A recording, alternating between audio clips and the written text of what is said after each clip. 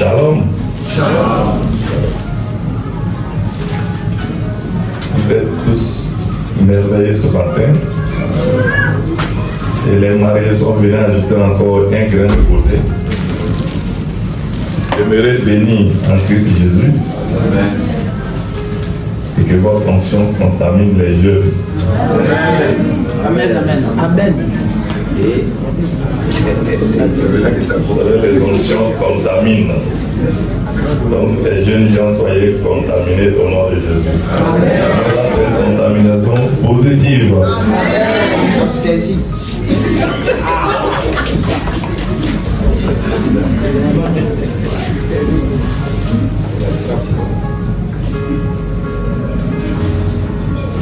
Ce matin, je souhaitais donc que nous puissions échanger cœur à cœur. Et je prie que le Seigneur nous aide à nous accorder dans la communication qu'on va faire. Amen. Amen. Je n'ai pas une grande expérience dans la vie chrétienne, mais j'ai observé que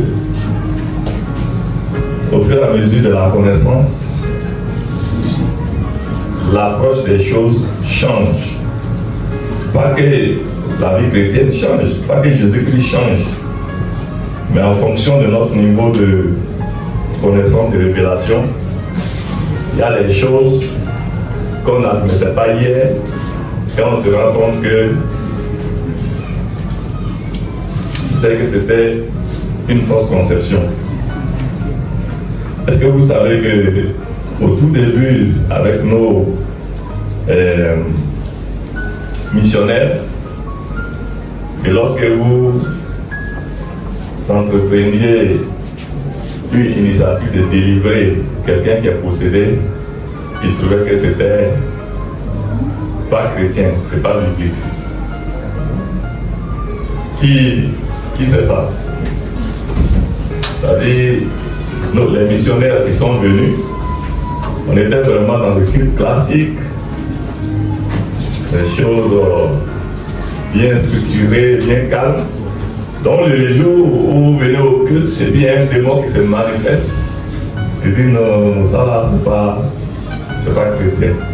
C'est ça non? Oui. Et même jusqu'aujourd'hui encore, il y a des gens qui continuent de croire que si vous avez confessé Jésus, vous l'avez reçu, ce n'est plus la peine de parler de démons, de possession, d'influence démoniaque, que ça, c'est un langage qui concerne les gens de dehors. Vous savez ça aussi? Bon. Mais, il y a la réalité maintenant qui, après, nous rattrape. Comme on a raconté l'histoire de ce pasteur, un pasteur très bien, lui aussi qui n'admettait pas que les mauvais esprits peuvent s'exprimer encore pour influencer la vie de quelqu'un qui est à l'église. Et puis il était assis en réunion avec quelques diacres. Et puis un esprit a commencé à influencer un fidèle là-bas, qui a commencé à crier pour venir. Et puis venir s'introduire dans le temple, devant lui, devant ses disciples, avec ses diacres. Mais lui-même s'est surpris maintenant en train de mener un combat de délivrance. Comme quoi, quand les gens on rejette de la main sans discernement, souvent le Seigneur nous amène même à toucher la réalité du doigt et puis les raisonnements cessent. Amen. Mais ne soyez pas étonnés, hein? Parce que la Bible nous dit que mon peuple périt parce qu'il lui manque la connaissance. Notre ignorance là, le diable est content de ça. Parce que si quelqu'un veut te faire du mal, et puis tu es ignorant qu'il veut te faire du mal, lui il est content. Parce que tu t'exposes et il peut t'atteindre facilement. Mais le jour où tu as un peu de discernement, tu sais que lui là, il faut qu'il juge de discernement, de sagesse. Je ne pense pas qu'il va t'avoir facilement. Amen.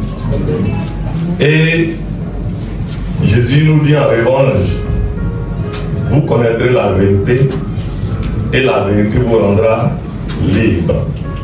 Jean 8, 32. Mon peuple périt parce qu'il manque la connaissance posée. 4, 6. Jésus lui réplique, nous connaîtrons la vérité nous rendra libre. Jean 8, 32. Donc ce matin, je vais aborder certainement des points dont on ne parle pas souvent dans nos sermons. Mais ce que je vais vous suggérer, c'est de prendre des notes. Et après, là, on va effectuer des recherches, on va se mettre devant le Saint-Esprit. Et certainement qu'il nous aidera à voir si c'est des choses qui sont totalement désaxées, ou si réellement ça peut nous concerner. Mais en fait, quand on dit qu'un démon peut influencer quelqu'un, ça ne veut pas dire qu'à 100% tout le monde est concerné, non? Ou bien? Bon, maintenant si toi tu n'es pas concerné, il ne faut pas dire ce qu'on dit là n'a pas de sens. Hein? Notre maman Sugata, elle a la grâce que son papa a déjà déraciné pas mal de choses en tant que pasteur, l'un des premiers pasteurs. Et puis elle est née dans le champ que le papa a déjà défriché. Le papa a déjà mené des combats pour elle en tant que pasteur. Et puis elle est née dans cette atmosphère. Elle a moins de situations à gérer que nous autres. Nous sommes sortis bruts dans les adorations de nos parents. Et puis les lacets, les tissus comme ceux de Lazare, les corps comme ceux de l'Anon, peut-être nous tiennent encore quelque part. Et on voulait défricher tout ça pour retrouver notre épanouissement, notre liberté pour pouvoir progresser. Vous êtes d'accord avec moi, non? Vous voyez? Mais ce que nous faisons par la grâce de Dieu, nos enfants vont bénéficier de ça et leurs enfants, ainsi de suite, ainsi de suite. Hein? Est-ce que les enfants de Jacob ont mené le même combat que Jacob a mené? Hein? On te dit que c'est quelqu'un qui est béni, puis que tu as le nommé Jacob usurpateur, pour lui créer des problèmes. Mais voilà, le gars en train de lutter. Lui-même il roule, lui-même il est roulé, jusqu'à ce que Dieu fasse grâce pour changer son affaire, Israël. Et puis maintenant, il est rentré dans le repos. Donc, vous voyez? Et vraiment, la vie nous réserve des situations, on est obligé d'ouvrir les yeux. D'ouvrir les yeux. Hein? Parce que ton enfant, tu l'as eu dans les douleurs, dans la télé Chaïbé. Douleur. Comment tu peux surnommer ton enfant douleur? Et puis, voilà maintenant, les gars, douleur, jusqu'à ce que ses yeux s'ouvrent. Il dit, Seigneur, si tu daignes me bénir, hein? Vraiment, il faut enlever ces trucs-là qui me chargent dans ma vie et qui font que je vis une vie de douleur. Et on dit que le Seigneur l'a exaucé et il est rentré dans son vie. Amen. Amen. Donc, j'aimerais que nous puissions donc changer cœur à cœur et on va partir de l'histoire d'Autel de Baal renversé par Gédéon, dans le thème que je nous ai proposé. Renverse l'autel de Baal qui est à ton père. Donc tu vas être avec moi. Renverse l'autel de Baal. Renverse l'autel de Baal qui est à ton père. Qui est à ton père. Et on va lire donc dans le livre des Juges, le chapitre 6.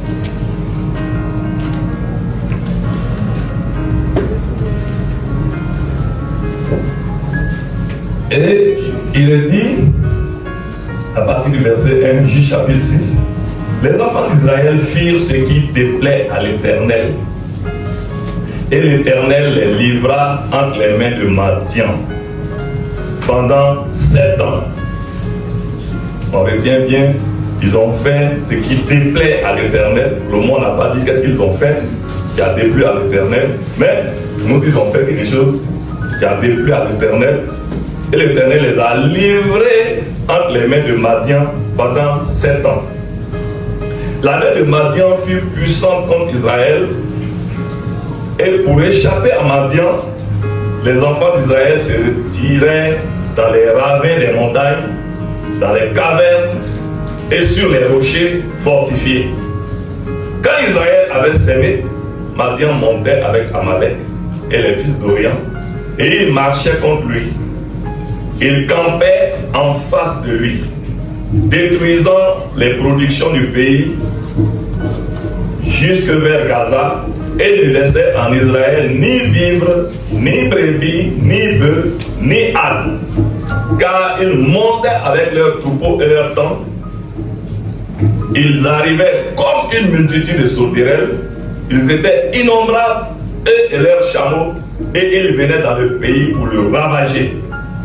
Israël fut très malheureux à cause de Madian, et les enfants d'Israël crièrent à l'Éternel. Bon, vous savez, Dieu est le bon Père, le Père amour, qui même a donné son Fils unique pour nous, pour que quiconque croit en lui ne périsse point, mais qu'il ait la vie éternelle. Mais en même temps, Dieu fonctionne sur des principes, sur des lois. Bon, imaginez-vous que vous êtes juge et que vous, en tant que juge, vous avez enseigné la loi à vos enfants. Et puis l'enfant, il fait fi de ces lois, ces principes que vous lui avez inculqués, et puis ça va commettre une infraction. Et c'est pareil, c'est votre enfant qui ne sera pas jugé. S'il n'est pas jugé, qui va considérer encore votre autorité de juge?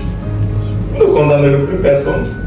Donc, bien que Dieu nous aime, si nous enfreignons ces lois, ces principes, on est obligé de subir.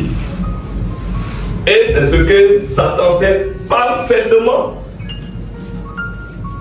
Et sa stratégie va être de nous pousser justement à transgresser les principes de Dieu pour qu'il ait accès à nous.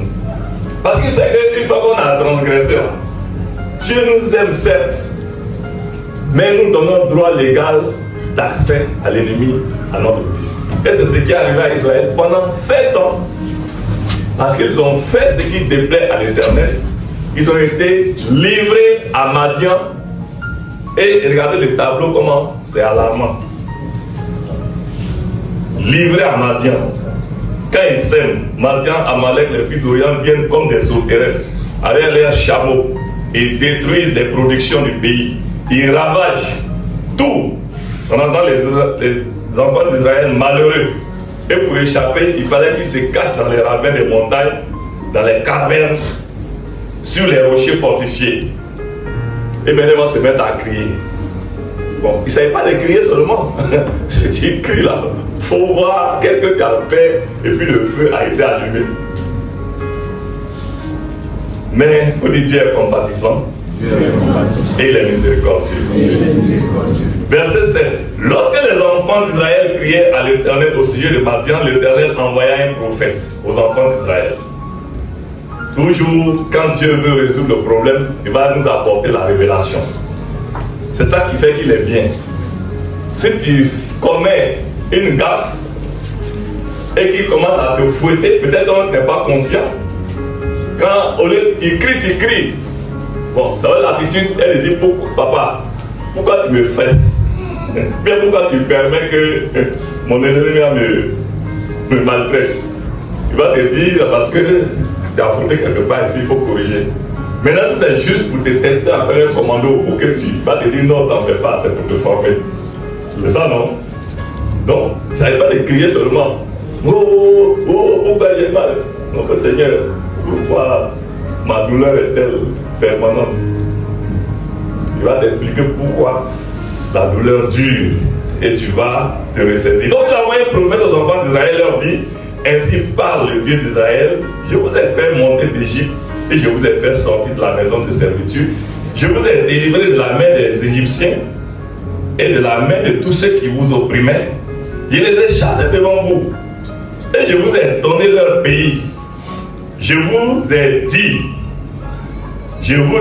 dit, je suis l'Éternel, votre Dieu. Vous ne craindrez point les dieux des Amoréens dans le pays desquels vous habitez.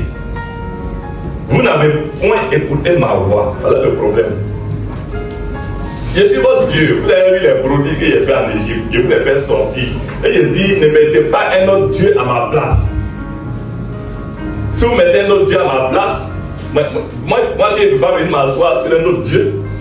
Si vous mettez quelqu'un d'autre à ma place, moi je me retire. Et vous n'avez pas écouté ma voix. Et donc, Dieu, pour chercher à décanter la situation, va se révéler à Gédéon. On va aller au verset 22. Donc, Gédéon, voyant que c'était l'ange de l'Éternel, dit, parce que l'ange de l'Éternel est venu parler à Josué, et il y a beaucoup de chants qui ont eu lieu, ça c'est pour gagner du temps, on va pas tout lire. Donc, Gédéon, voyant que c'était l'ange de l'Éternel, dit, malheur à moi, Seigneur l'Éternel, car j'ai vu l'ange de l'Éternel face à face. Et l'Éternel lui dit, sois en paix, ne crains point, tu ne mourras pas. Verset 24. Dieu va donner des instructions à Josué, à Gédéon, pardon. Gédéon bâtit là un autel à l'Éternel et lui donna le nom l'Éternel Père. Et on dit que cet autel existe encore aujourd'hui à Ophra, qui appartenait à la famille de Eliezer.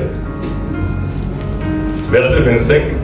Dans la même nuit, voilà. Quand tu n'as pas corrigé le problème pour lequel tu es fait cela, tu es obligé de lâcher, de t'abandonner. Mais tu aimes ton enfant, tu l'as lavé, il allait ouvrir dans la boue. Quand il vient là, tu vas aller laver d'abord avant de le prendre, l'amour que tu as voulu ou bien. Ah! Là, comme vous êtes assis beaucoup là, donc on va sortir vos enfants, vous les aimez, hein? Il y en a qui vont rouler dans la boue. Vous êtes sûr que vous les attrapez en même temps pour les embrasser comme ça. Vous dites, hey, tu as bien joué, bon, allons à la maison. Vous allez les laver, comme si vous avez envie de l'embrasser, vous allez l'embrasser. Donc, tant que on ne sait pas laver, on ne sait pas nettoyer, tu es obligé de garder la distance. Et malheureusement, cela nous expose à l'ennemi. Donc, Dieu va donner l'instruction à Gédéon. Il dit, dans la même nuit, l'Éternel dit à Gédéon, prends le jeune taureau de ton père. Prends le jeune taureau de ton père et un second taureau de 7 ans. C'est pas ça parce qu'il avait fait 7 ans de servitude, en tout cas. Le jeune taureau de ton père et un second taureau de 7 ans. Renverse l'autel de Baal qui est à ton père. Donc là, Dieu met le doigt sur le problème. Mais moi, je me suis révélé à vous en Égypte. Je vous ai fait sortir.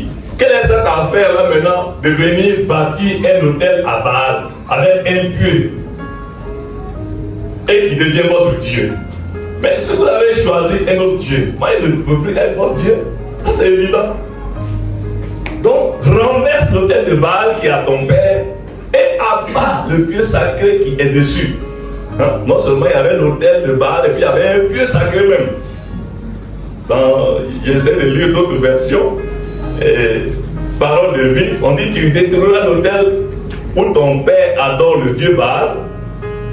Et la Bible du Semeur 2015 dit démolis l'autel de Baal qui est à ton père et abat le poteau sacré voué à la déesse Ashira qui est dressé à côté. Voilà qu'est-ce qu'il faut faire pour que vous sortiez de la servitude de mendiant. Tant que vous n'avez pas fait ça, j'ai beau vous aimer, mais mendiant va continuer à vous maltraiter. Malgré ma volonté de vous venir au secours, je vous aime, j'ai donné mon fils, je vous ai fait sortir en Égypte, vous avez vu mes prodiges, mes miracles. Mais tant que l'autel de Baal demeure, moi Dieu, je ne peux rien faire. Je vous laisse. Parce que si quelqu'un d'autre prend ma place, je me retire. Donc, tu feras ensuite, verset 26, tu bâtiras ensuite et tu disposeras sur le haut de ce rocher un autel à l'Éternel, ton Dieu. Renverse ce qui n'est pas de moi, renverse ce qui est à Baal, renverse ce qui appartient à notre Dieu, et bâtis un autel qui est à moi, Dieu. Alors je me représenterai et je reprendrai ma place et je te défendrai. Alléluia. Amen. Alléluia. Amen.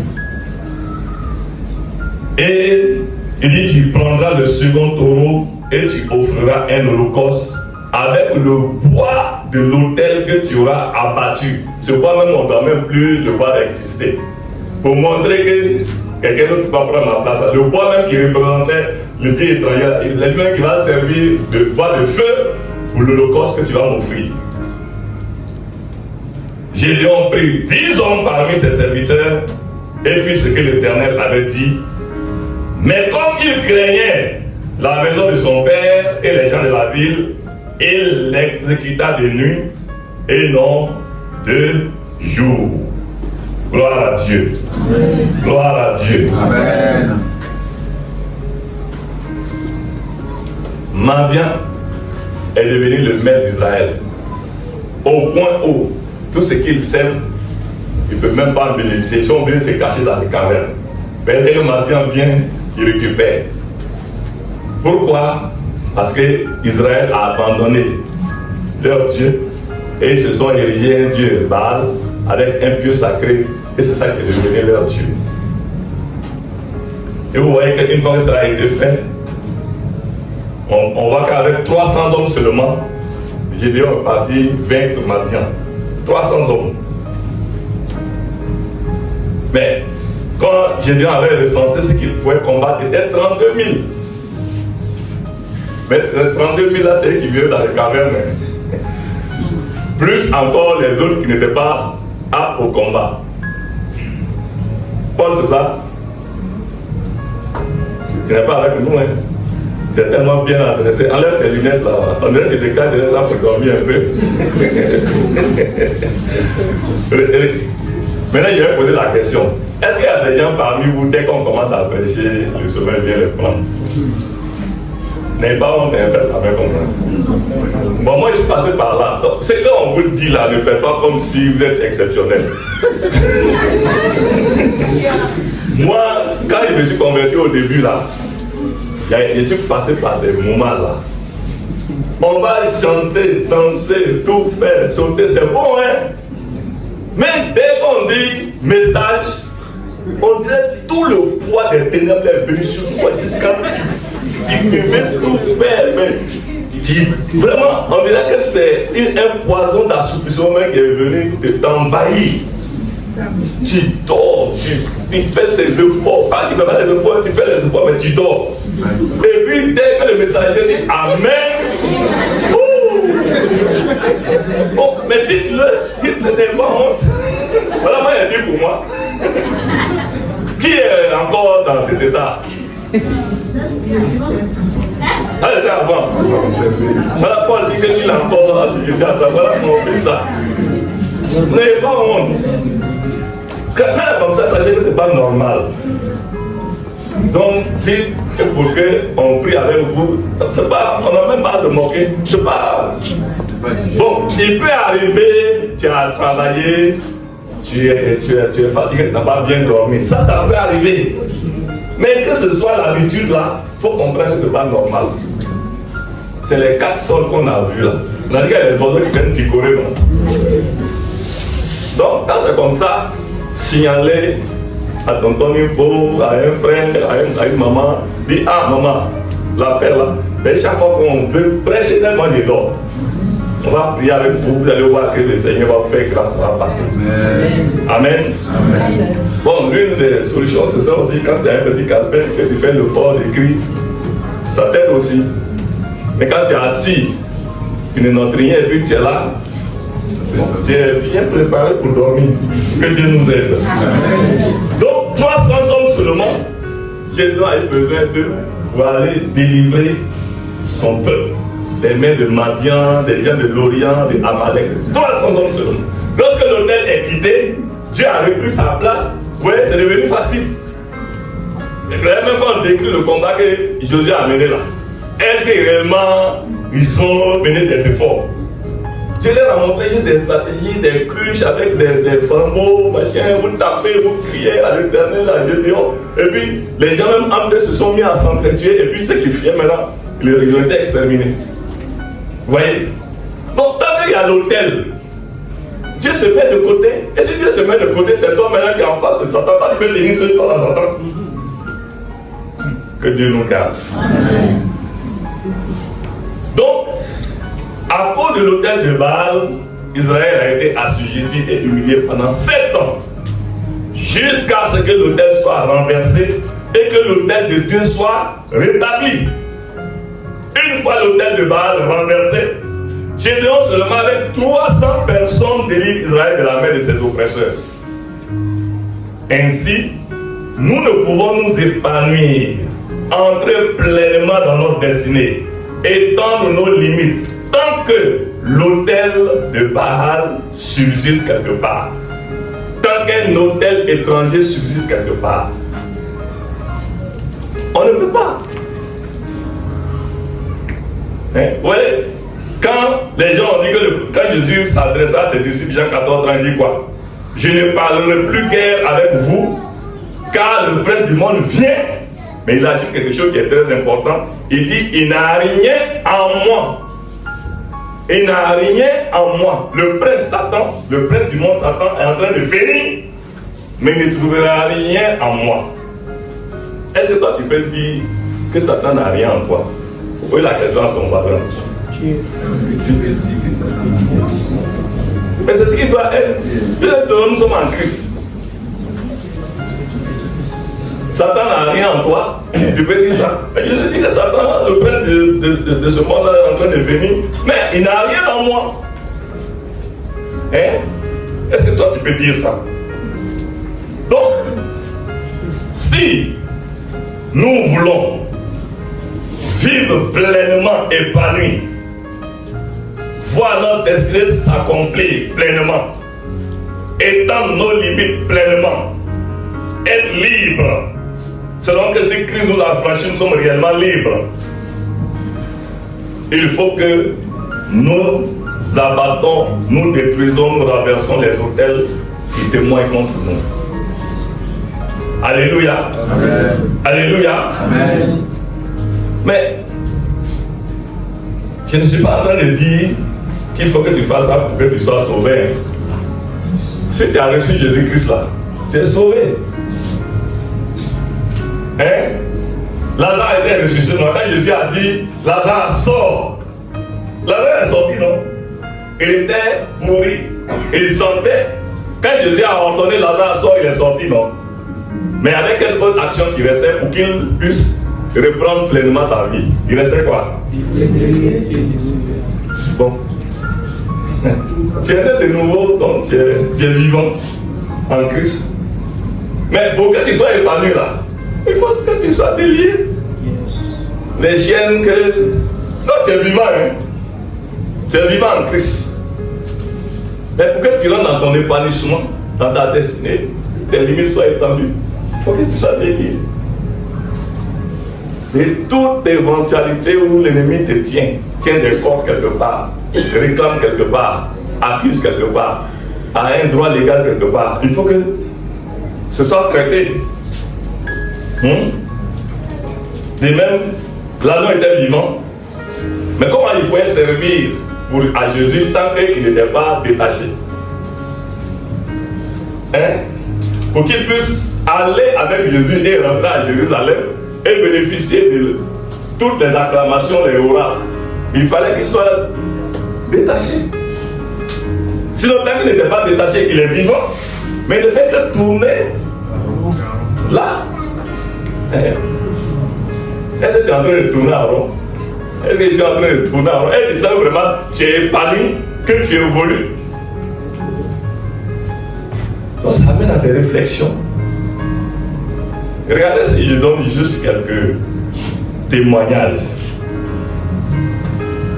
Une sœur qui est bien à l'église, qui est sérieux avec le Seigneur, qui aime le Seigneur, qui ne triche pas, qui ne vit pas dans l'impudicité. Et qui d'ailleurs, un jeune homme l'a vu, veut la marier. Ils sont dans les fiançailles, même ils évoluent bien. Et puis un jour, au bout d'une réunion de prière intense, le Saint-Esprit déclenche une affaire. Où on entend un esprit dire, c'est ma femme, elle est enceinte de moi. Ah bon? Nous, on l'a pas encore mariée, elle est enceinte de toi. Mais nous tous, on était étonnés. On dit, ah! Nous, on est en train de faire une fiançailles, on est en train d'arriver à marier à quelqu'un qui dit que c'est sa femme, elle est enceinte de lui. Mais ce jour, le combat était intense. Et quand quelqu'un dit c'est ma femme, le mariage a eu lieu quelque part. Et nous, on était là-bas. Qu'est-ce qui s'est passé puis le mariage a eu lieu? Il faut que le Seigneur accorde le discernement pour qu'on puisse dissoudre ce mariage, détruire ce mariage, et que le véritable mariage que nous on entend selon le Seigneur se fasse. Ou bien? Est-ce que vous voyez? Si quelqu'un peut revendiquer que toi tu es sa femme, et puis toi tu dis que tu es en train de prier pour que quelqu'un te marie, si ce mariage n'est pas dissous là, tu vois ça va être facile de te marier. Mais si tu te maries là, tu vas être en paix dans ton foyer là. Mais il va venir toujours se mettre entre vous deux. Ce n'est pas là, c'est tout ce que vous s'est éprouvé. Et ça, on l'a vécu. Hein? Et comme cette autre soeur là, qui s'est donné au Seigneur, qui s'est converti, qui vient à l'église, qui est bien. Mais dans le passé, ses parents étaient adorateurs de l'eau. Et ces esprits des eaux là l'influençaient au point où elle ne pouvait même pas s'approcher de l'eau à plus forte raison de rentrer dans l'eau. Elle est dans Abidjan, elle ne peut pas monter dans le bateau-bus. Elle ne peut pas aller même au bord de la lagune à plus forte raison à la mer. Bon, peut-être elle vient à l'église. Bon, heureusement qu'elle a partagé avec la personne qui l'a amené au Seigneur. Voilà mon problème. Et ça a été traité dans la prière avec la parole de Dieu. Et cette phobie, cette peur, cette tourmente est passée. Maintenant, elle voyage tranquille sur l'eau. Elle va à la mer. Mais est-ce que le fait qu'elle a dit, oui, Seigneur Jésus, je te reçois comme mon sauveur et mon Seigneur personnel, en même temps, tout est changé, quoi. Mais vous croyez que quelqu'un qui a vécu dans l'immoralité, la pornographie, la masturbation, qu'est-ce que je vais dire encore? Donc, parce qu'il lui avait dit, Seigneur Jésus-Christ, je te reçois comme mon sauveur, mon Seigneur. En même temps, j'ai changé. C'est ça, non? Il faut traiter. C'est pour ça que certaines communautés instituent de façon systématique ce qu'ils appellent la cure d'âme. Parce que ton esprit est régénéré. Tu as reçu le Saint-Esprit, ton esprit est régénéré. Mais ton âme est encore sous l'influence de ton passé. Donc certains en ont fait un principe systématique. Ils vont dire, bon, on va faire une cure d'âme. Ça veut dire quoi? Ils ont, avec l'expérience, l'inspiration du Seigneur, posé des questions qui permettent de scanner ta vie. Hein? Toi, dans ta vie là, tu es passé par où? Qu'est-ce que tu as fait? Machin. Pour voir s'il y a des situations qui ont pu vraiment s'enraciner en toi. Et puis, d'être dans la prière, avec la parole de Dieu, pour que tu puisses renouveler ton intelligence et te débarrasser de l'influence de tes esprits. Sinon,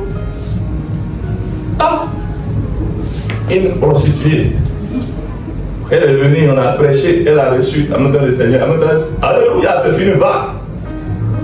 Toi, tu crois en ça? Et il vivait dans la pornographie. Même encore dans l'église, malheureusement, il y en a même qui ont du mal à se détacher. Et au lieu de le dire pour qu'il soit accompagné, bon, elle croit que c'est normal. Mais toi, tu crois, toi, tu vas vivre encore dans la pornographie, et puis le Saint-Esprit a encore le temps de te parler. Tu as encore le temps de comprendre la parole, et puis le Saint-Esprit va te parler, manifester des dons. Tu crois en ça? dans la masturbation. Aujourd'hui même, le monde même insidieusement pousse les gens. On va dire que quelqu'un qui n'a pas de rapport, jusqu'à un certain âge, c'est dangereux. Oui, jusqu'où ça va? Pour contredire la parole de Dieu qui dit de vivre en dehors de l'impudicité. Donc quand vous êtes dans des tableaux comme ça, si vous n'êtes pas volontaire, vous n'avez pas le discernement, vous ne prenez pas le temps de traiter ces choses, comment vous voulez vivre pleinement une vie dans le Seigneur? Comment? Vous voyez la question encore. Comment donc? Comment donc? Il faut ouvrir les yeux sur ces choses-là et puis les traiter. Tu fermes les yeux dessus et tu vas étendre tes limites. Tu vas prendre l'envol comme l'air. Tu vas être épanoui. Ce sera comme l'anneau. Mais la pornographie te tient, tu ne pourras pas dépasser les limites de la pornographie. La masturbation te tient, tu ne pourras pas dépasser les limites de la pornographie. Ainsi de suite, ainsi de suite. L'impudicité te tient. Tout ce qui te tient là, tu ne pourras pas dépasser la limite. Tu vas tourner, tu es soit sauvé. Mais tu ne vas pas prendre l'envol comme l'air. Si on avait le temps, que le frère du folie même avait donné son témoignage. Sinon, comment on peut expliquer le phénomène des femmes et des maris de nuit ou des enfants de Dieu qui sont à l'église? Vous posez la question de vous. Comment vous expliquez le phénomène des femmes et des maris de nuit? Ceux qui ne connaissent pas, et que tu dors, puis ce n'est pas ton mari, et puis tu vas dans le rêve, un homme est venu faire des rapports d'intimité avec toi. Ou bien une femme est venue faire des rapports d'intimité avec toi. Or, tu es enfant de Dieu. Ce sont des esprits. Et quand ces choses, tu es confronté à ça, il faut ouvrir les yeux et il faut partager pour qu'on prie avec toi. Alléluia. Amen. Alléluia. Amen. Est-ce que je parle à quelqu'un? Amen. Je parle à quelqu'un? Amen. Présent, vous avez parlé.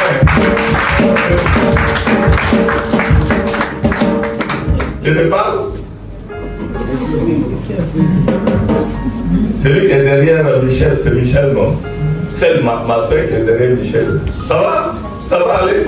Je veux que tu fasses la main comme ça, donc m'assurer que on acclame le Seigneur. Je vous parle cœur à cœur. Moi, je ne vais pas faire formation théologique pour dire en faire eschatologie, machin, je ne connais pas ça. Mais je vous parle simplement cœur à cœur. En même temps, je ne suis pas en train de dire que tout le monde est lié. Mais maintenant, si quelqu'un voit qu'effectivement il y a des problèmes qui le concernent, ça ouvre ses yeux et puis il prend conscience que il y a encore des choses à traiter dans ma marche avec Dieu pour que je puisse progresser. C'est l'objectif. Moi, je ne suis pas en train de dire que nous tous on est. Non. Quand même, ce serait pas correct. Ce serait pas correct que les aides nous préservent. Si ça devait être comme ça, là, ça allait être grave. Ça allait être grave. Et regardez, toujours quelques témoignages. Et il y a un frère en Christ, bien engagé, responsable même dans l'église. Et puis, lui, il constate que dans ses rêves-là, il se voit souvent dans les combats, des gens qui cherchent à lui faire du mal. Et puis, chaque fois qu'il est dans le combat, c'est 3 arbres qui viennent le défendre. 3 arbres qui viennent le défendre. 3 arbres, des tamariniers qui viennent le défendre. Chaque fois qu'il est en situation de combat, c'est des 3 tamariniers qui viennent se placer pour le défendre. Mais toi, tu es dans le Seigneur. Au lieu que ce soit Jésus-Christ, le Saint-Esprit, qui vient te défendre, c'est toi, ta mariée, qui vient te défendre. Bon, il a commencé à prier, partager avec les responsables, réfléchir. Et après, il a posé la question à ses parents. Et ils vont lui révéler, effectivement, la famille a été consacrée à 3 tamariers. Ils sont côte à côte. Grand, un moyen, un petit. Et d'ailleurs, ils ont inspiré les noms qu'ils donnent aux enfants. Donc, avec la révélation de ses parents, fort des enseignements, lui-même a pris l'initiative Il a pris une bouteille d'onction, il a prié, il est parti. Comme Gédéon allait abattre de nuit l'hôtel de Baal, Gédéon. Donc il est parti, puisque ses mariés sont identifiés, les parents lui ont montré. Donc il est allé ouvrir la parole de Dieu, il a prié, il a déclaré le divorce, il ne se reconnaît plus désormais, Jésus-Christ les lié, puis il a appliqué l'huile d'onction. Et par la grâce du Seigneur, il a été délivré, il a été restauré, et lui-même il a constaté maintenant que les conversions commencent à se faire dans sa femme. Jusqu'à des pasteurs maintenant qui ont commencé à sortir. Et lui-même, ses études ont progressé, sa vie sociale a progressé, sa vie spirituelle même a progressé, jusqu'à aujourd'hui, lui, il est à un niveau où il n'espérait pas qu'il serait. Vous voyez? Bon, il était chrétien. Hein? Mais si il était défendu par les tamariniers, là, il peut aller où? Il peut aller où? Et aujourd'hui, il est épanoui. Et aujourd'hui, le monde entier le connaît. Vous voyez?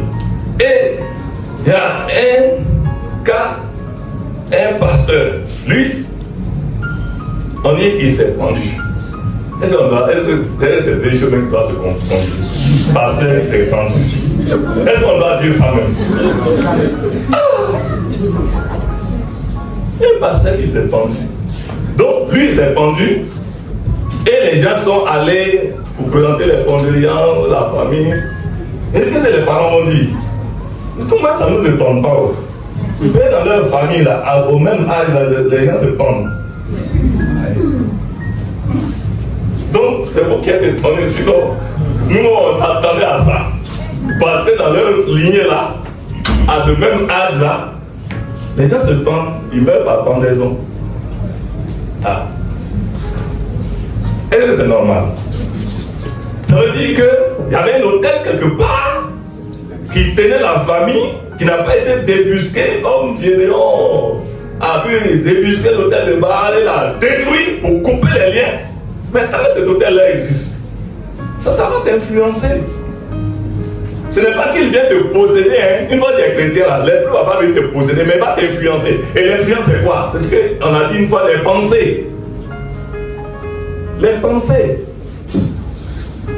Les pensées même sont plus fortes même que de même corps physique. Quand quelqu'un estime qu'il n'est pas aimé, quand quelqu'un estime qu'il n'est pas aimé, regardez son comportement.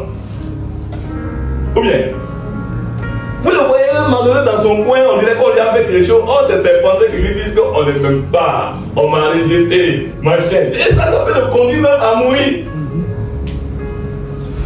Donc le pasteur s'est pendu. Et il y a des gens ça ne nous étonne pas parce que dans leur famille là, même dans les gens, même pas maison. Et parce qu'ils n'ont pas su discerner quel était le problème pour se déconnecter, renverser ce hôtel-là qui tenait la famille pour mettre un fin donc à ce cycle de mort par pendaison. Et tout ce que je vous dis, c'est les hommes de Dieu qui ont prêché, qui ont donné ces témoignages qui sont authentiques. Donc dans une grande famille, on va constater que la grand-mère, la mère et la petite fille ont été victimes de viol au même âge, à la même saison. C'est-à-dire que c'est un mois de novembre comme ça. La grand-mère, elle était jeune à 16 ans, on l'a violée en novembre. Sa fille, on l'a violée en novembre à 16 ans. La petite fille, on l'a violée en novembre à 16 ans. Donc, ça veut dire qu'il y a un hôtel quelque part, un esprit quelque part qui tient la famille et qui les oblige à reproduire des modèles maléfiques périodiquement. Paul, ça va? Tu as remis les lunettes, ça va? Voilà, fais la main comme ça. On acclame pour Paul. Non, c'est clair que, bon, maintenant je vois il y en a qui n'ont pas leur carnet. Je pensais que vous allez noter, et puis arriver chez vous à la maison, devant le Seigneur, devant le Saint-Esprit, vous allez commencer vous-même à checker. Mais que le Seigneur nous aide. Et regardez, lui, il donnerait son nom parce que beaucoup le connaissent, Papa Karambiri, que j'appelle le patriarche. Lui, il s'est converti. Très rapidement, le Seigneur a commencé à l'utiliser, à manifester les dons. Même quand il était fonctionnaire, directeur général, il avait déjà ouvert une église qui fonctionnait, où Dieu opérait des miracles, des résurrections, des prodiges, des paralytiques qui marchent. D'ailleurs, quand il s'est converti en France, déjà, au travers de lui, Dieu faisait des miracles en guérissant des cancéreux, en guérissant des fous. Donc, quand il est rentré au pays, son ministère était florissant. Ça marchait. Les gens venaient trouver la délivrance, la restauration, tout et tout. Et puis, il constate qu'il fait régulièrement des accidents. Et puis, il constate qu'il fait des songes où il est censé monter au-dessus d'une montagne et quand il monte, il n'y arrive pas. Quand il monte, il n'y arrive pas. Qui était en fait le symbole de la montée vers sa destinée. Et puis, bon, quand on n'a pas enseigné sur ces choses, je suis sûr que s'il avait commencé à demander au Saint-Esprit, mais qu'est-ce qui se passe? Vraiment, le Saint-Esprit allait révéler. Mais il ne prêtait pas trop. Bon, j'ai du prix, mais la révélation n'était pas encore venue. Et puis un jour, il va rendre visite à un oncle à la maison. Et cet oncle qui avait une nouvelle femme qui venait de prendre, qui se connaissait même pas. Et dès qu'il rentre, quand la femme lui donne l'eau à boire, elle dit que mon fils, que tu dois un sacrifice, hein. Tu dois un sacrifice de mouton, c'est ça qui fait que tu fais beaucoup d'accidents. Bien bon? Oui. Bon, évidemment, qu'est-ce qu'un chrétien a à avoir désormais un sacrifice de mouton? Donc quand il rentre, il met le problème devant le Seigneur. Mais Seigneur, ce que la femme a dit là, c'est quoi? Et le Saint-Esprit va lui révéler effectivement. Vous voyez? Donc, il avait fait le sacrifice avec son grand-père, disant que si ça marche, ils vont venir offrir un mouton. Maintenant qu'il est devenu chrétien, ça c'est des choses qu'il a oubliées. Mais la parole a été donnée. L'engagement a été pris. La même bouche t'avait ouvert pour dire que tu vas faire. Si maintenant une disposition fait que tu ne peux plus faire, il faut ouvrir cette même bouche là pour te délier. Ou bien. Et c'est ça qui était en train de le fatiguer. Donc, il est entré donc dans la prière en s'appuyant sur la parole de Dieu, l'œuvre de Jésus-Christ, et il a traité le problème et puis il a été restauré. Et désormais, il fait maintenant un songe et il voit que le Seigneur l'amène au sommet de sa montagne et il a été totalement restauré. Pour dire quoi? C'est vrai, on n'a pas dit qu'on retournera voilà adorer.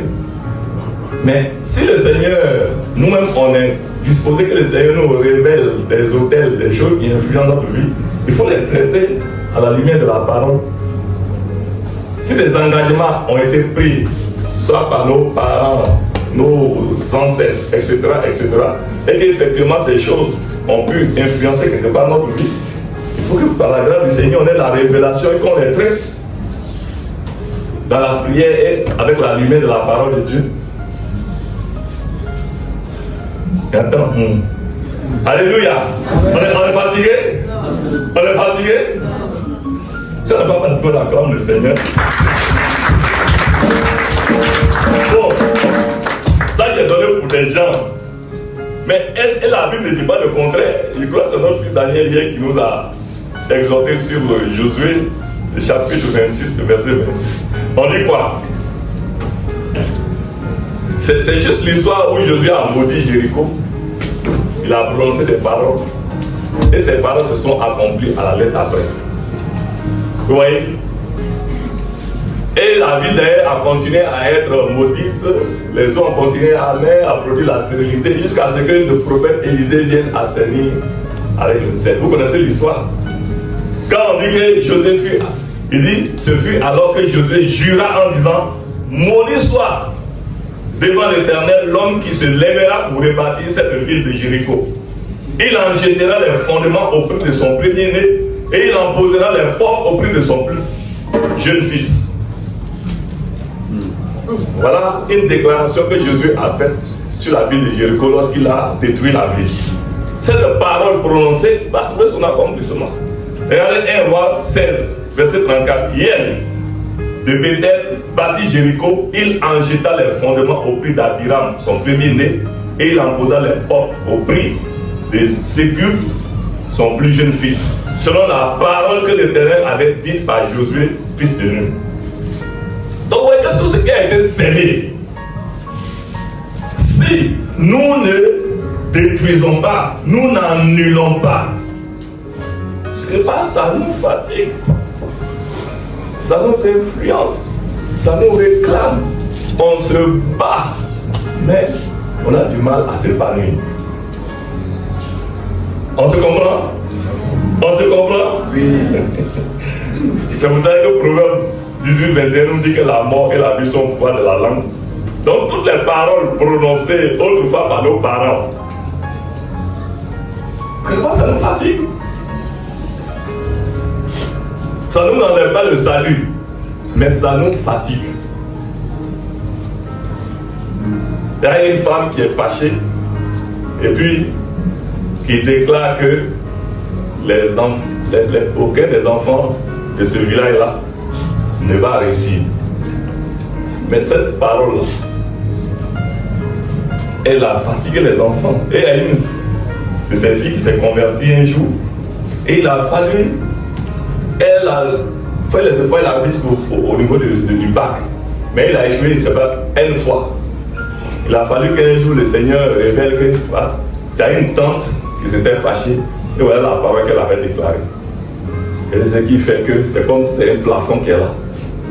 Tous les enfants, quand ils montent du monde, ils ne peuvent pas dépasser le plafond. Et par la prière, avec la parole de Dieu, avec l'œuvre que le Seigneur Jésus-Christ a accompli, elle allait passer le bac miraculeusement. Alors son niveau même n'était pas censé être au niveau du bac. Elle a été admise. Alléluia. Amen. Alléluia. Amen. Bon.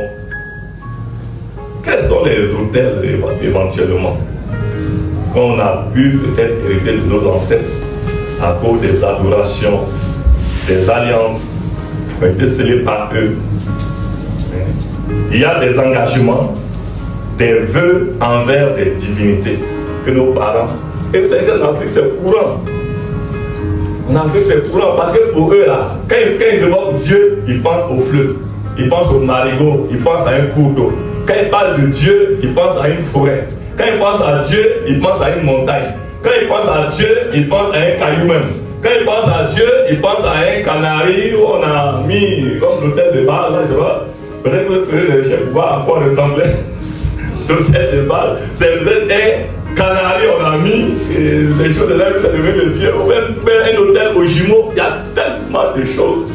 C'est quand les parents, nos ancêtres disent Dieu, et ils pensent forcément à une représentation, à une divinité qui va totalement en contradiction à la parole de Dieu qui dit tu n'auras pas un autre Dieu à ma place, tu ne feras aucune représentation qui existe dans les cieux, sur la terre, sous la terre et dans les eaux.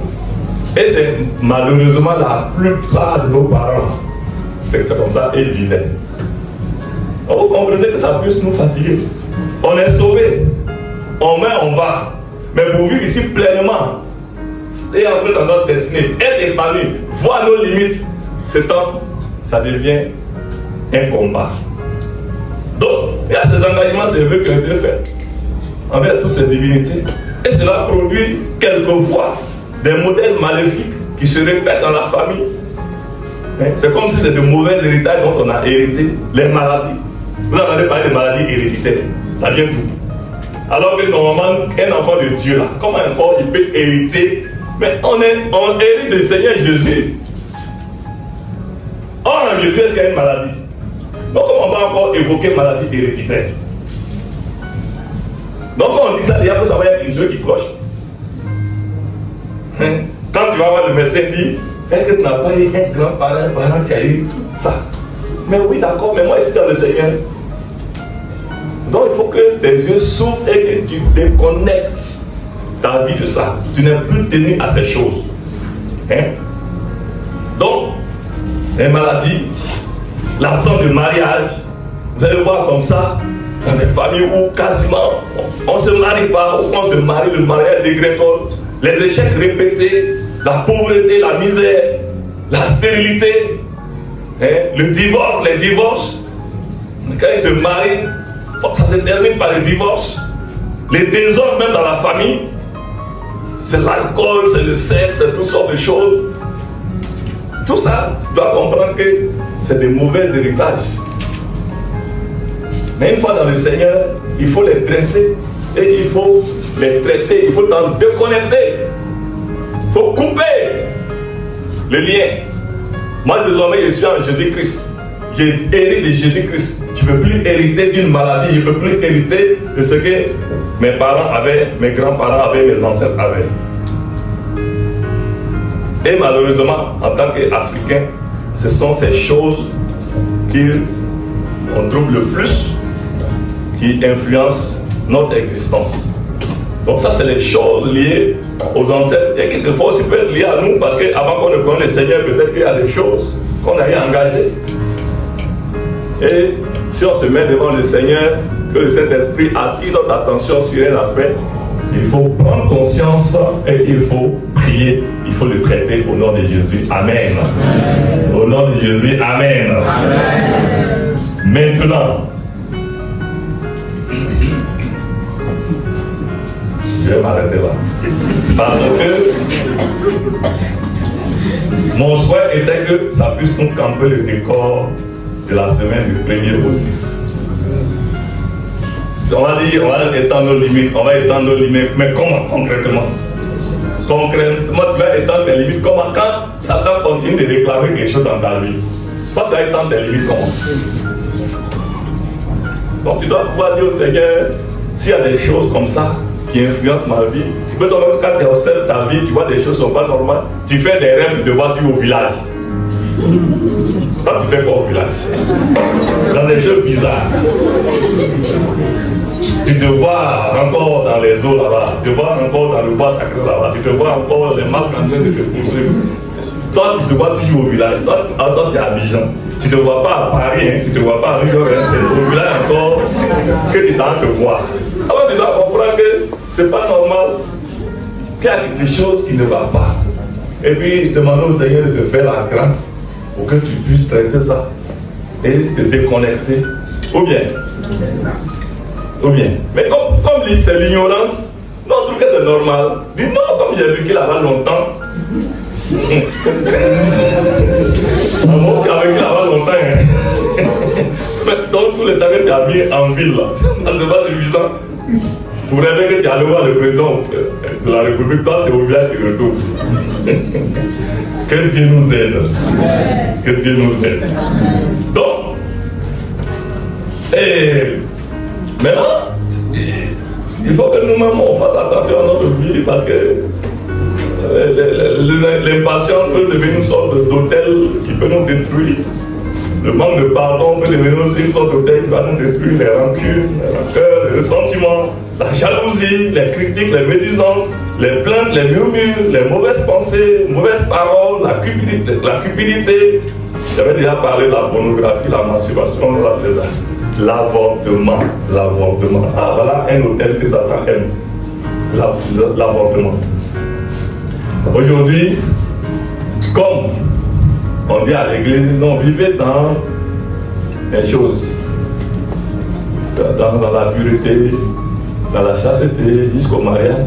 Bon, souvent, les jeunes viennent, on veut tricher. Or, Satan, il aime ça. Vous voyez que David est allé à Bathsheba combien de fois? Une seule fois, et puis, procès est venu. Malgré toutes ces ruses pour vouloir coller ça à lui, là, Dieu dit ça ne marche pas, parce que moi je ne me trompe pas. Vous avez vu, non? Donc vous avez dit que non, mais fais seulement une seule fois, voilà le procès qui arrive. Maintenant, comme toi tu ne veux pas que ton témoignage soit terni, On va avec l'héritage. On va enlever. Tu es en train de faire l'hôtel à Satan. Satan, il aime ça. Ces enfants-là, autant d'enfants qu'il y avait, ils sont assis là-bas dans le ciel et puis ils crient. Et puis les cris là agissent comme toi. C'est ça non, Isaac. C'est ça non.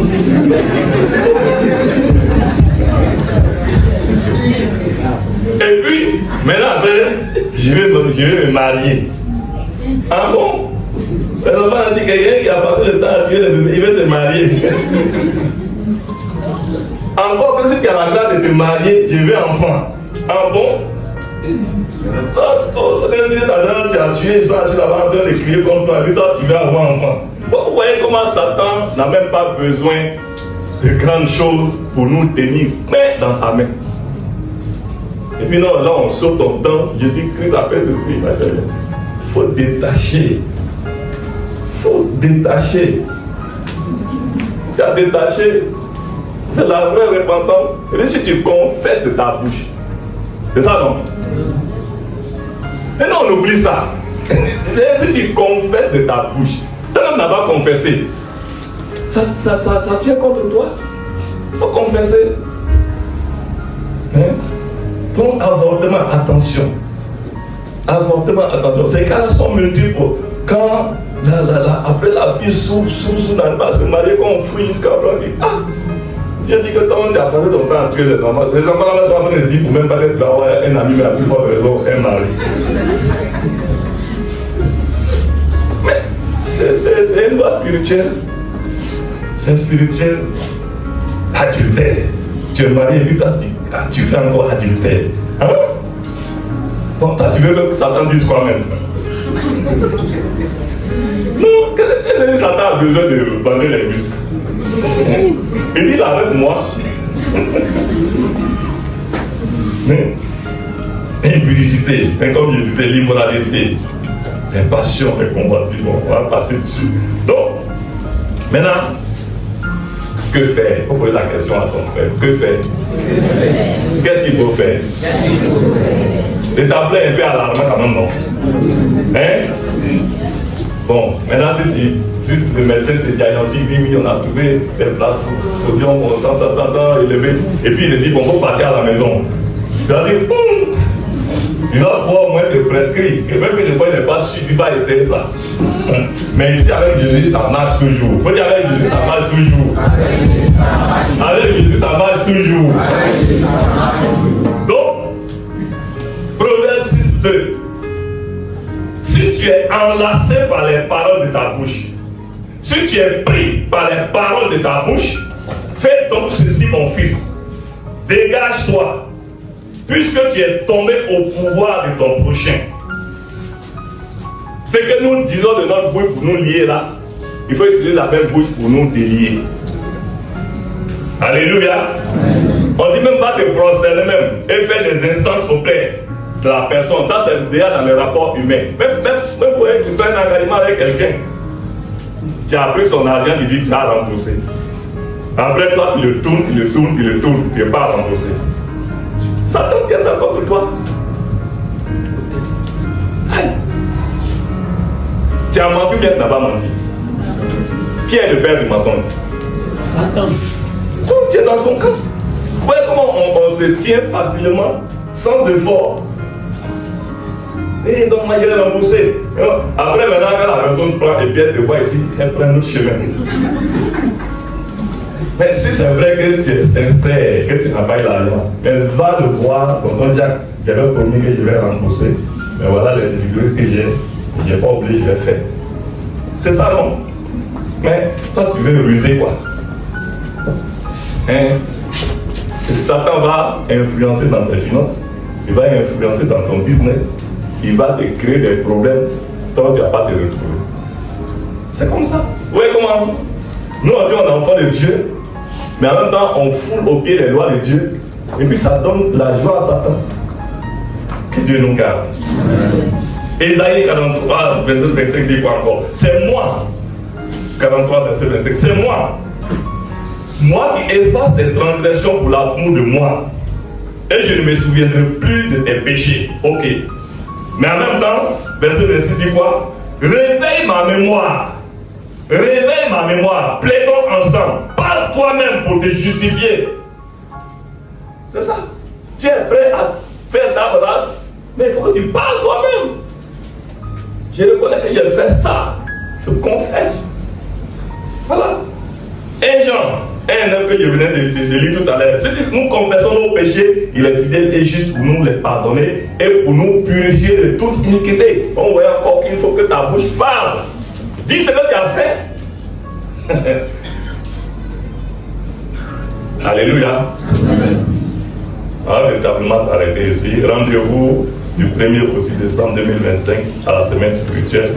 Et que Dieu nous donne véritablement d'étendre nos limites et de prendre l'envol comme l'aigle et que nous puissions entrer pleinement dans notre destinée au nom de Jésus. Amen. Au nom de Jésus. Amen. Au nom de Jésus.